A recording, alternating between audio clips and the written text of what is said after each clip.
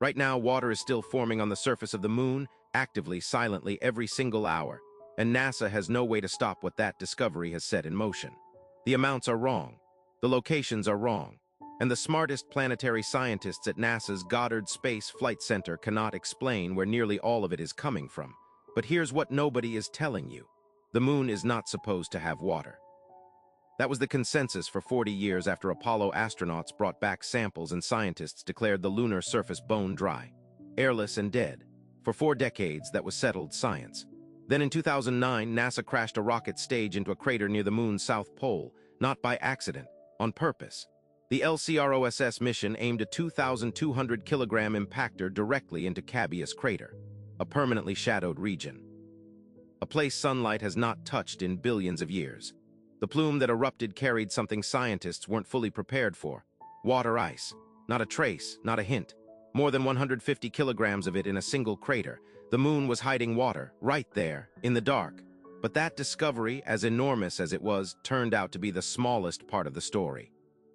In 2020, NASA's SOFIA telescope, a 747 jet modified to carry an infrared observatory, detected something that quietly sent shockwaves through the planetary science community.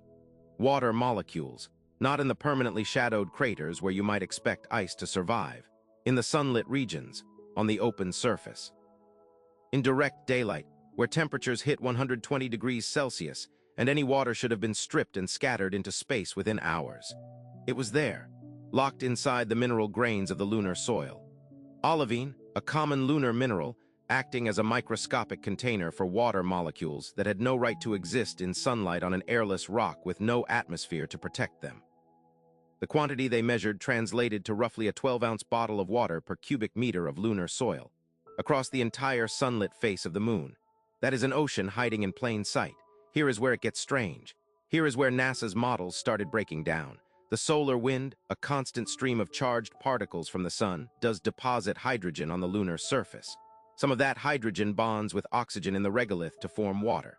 Scientists knew this. They had a model for it. That model predicted small amounts, background-level amounts. What SOFIA measured was not background level. The numbers were significantly higher than solar wind deposition alone can account for. When planetary scientists ran the calculations backwards, tried to reconstruct where all this water was coming from, the math didn't close. Known sources accounted for only a fraction of what was sitting on the surface. Something else was delivering water to the moon. Nobody knows what, but that's not even the part that worries them. Here is the part they are afraid to say out loud. One leading hypothesis, published in peer-reviewed journals, rarely discussed in press releases, is that comets and asteroid impacts delivered water over billions of years. Except the distribution pattern doesn't match impact delivery. Water concentrated via impacts would cluster around ancient craters. What SOFIA found was spread across latitudes in a pattern that doesn't fit. Then in 2023, samples returned by China's Chang'e 5 mission from a region of the moon far from any permanently shadowed crater were found to contain tiny glass microbeads. Impact created glass, and locked inside those beads water, formed when micrometeorites struck the surface and kinetic energy fused hydrogen from the solar wind with oxygen from the regolith in microseconds. A constant, ongoing process, happening right now, every day. A slow geological water machine operating across the entire lunar surface. But here is the number that broke the consensus. The water locked inside those glass beads totals, by conservative projection, approximately 270 trillion kilograms across the lunar surface. 270 trillion kilograms, before you count what's in the permanently shadowed craters, before you count what Chang'e 5 found spread across plains and highlands. Before you account for the mechanism scientists still cannot fully model. The moon has so much water it changes the entire equation. That is exactly why NASA panicked. Not because of the water itself, because of what the water means. Water ice can be split into hydrogen and oxygen, rocket fuel. The moon, if it is as water-rich as the data now suggests, is not a dead rock 250,000 miles away. It is a refueling station, a launch pad, a logistics hub for everything beyond Earth orbit. And here is where the stakes become uncomfortably real. China knows this. Russia knows it. The Artemis Accords, the framework the US built to govern lunar resources, are directly, explicitly about who gets to claim lunar water.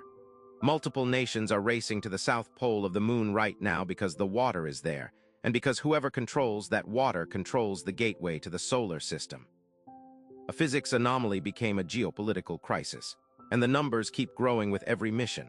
But here is the question none of the press releases answer.